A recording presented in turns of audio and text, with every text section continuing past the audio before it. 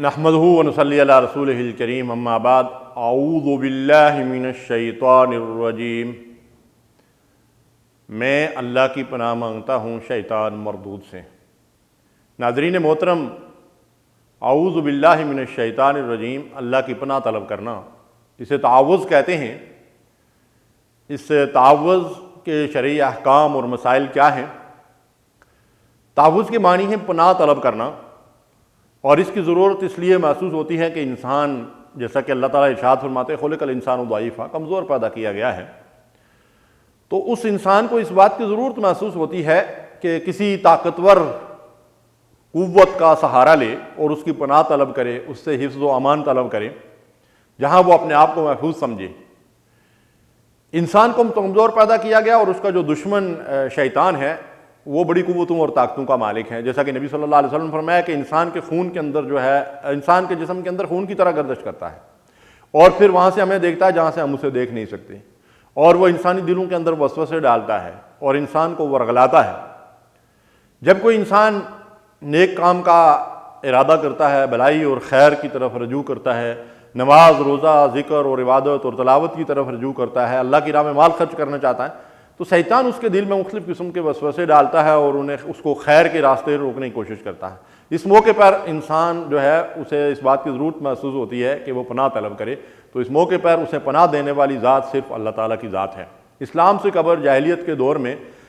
سورہ جن میں آتا ہے کہ لوگ جو ہے وہ جنات کی جو ہے وہ پناہ مانگا کرتے تھے، اس لیے کہ بعض لوگ یہ سمجھتے ہیں کہ شاید جنات بہت طاقتور مخلوق ہیں، تو وَأَنَّهُ كَانَ رِجَالٌ مِّنَ الْإِنسِ يَعُوذُونَ بِرِجَالٍ مِّنَ الْجِنِّ فَزَادُوهُمْ رَهَقًا۔ تو اللہ ارشاد فرماتے ہیں کہ انسانوں میں سے بعض لوگ جو تھے وہ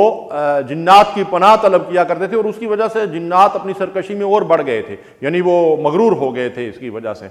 تو اللہ کے علاوہ کسی اور کی پناہ مانگنا جائز نہیں ہے۔ تو تعوذ کا مطلب یہ ہے کہ جب کبھی بھی شیطان کی طرف سے کوئی اکساہٹ محسوس ہو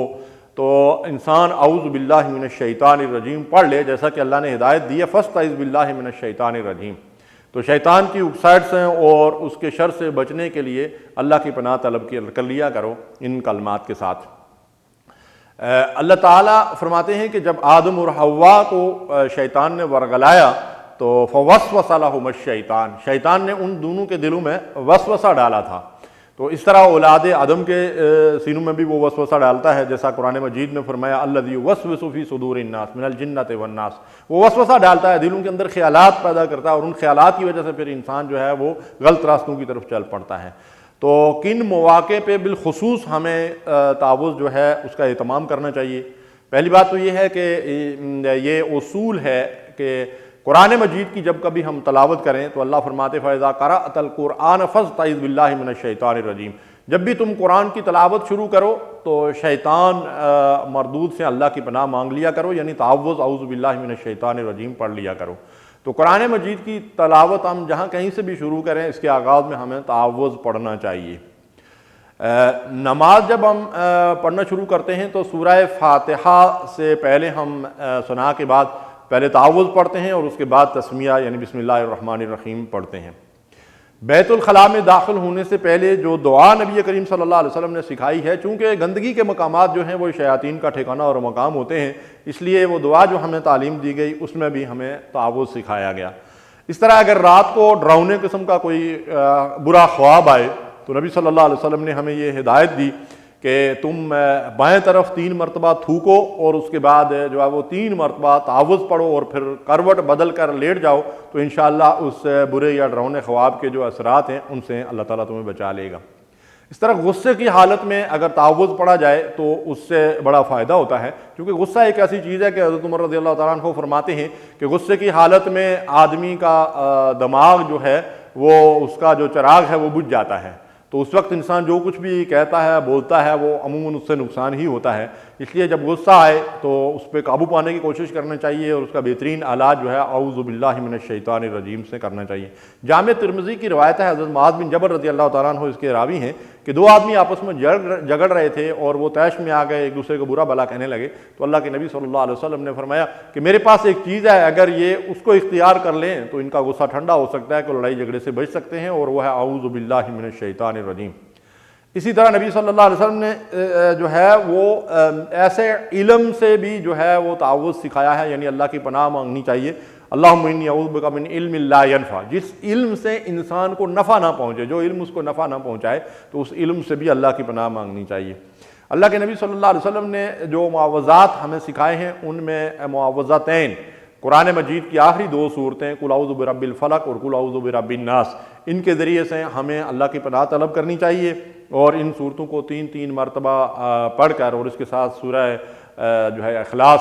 قل هو اللہ احد بھی 3 مرتبہ پڑھ کر رات سونے سے پہلے اللہ کے نبی صلی اللہ علیہ وسلم ماتھوں پر پھونکتے تھے، اور پھر پورے جسم پر 3 مرتبہ پھیرتے تھے۔ اور اسی طرح سے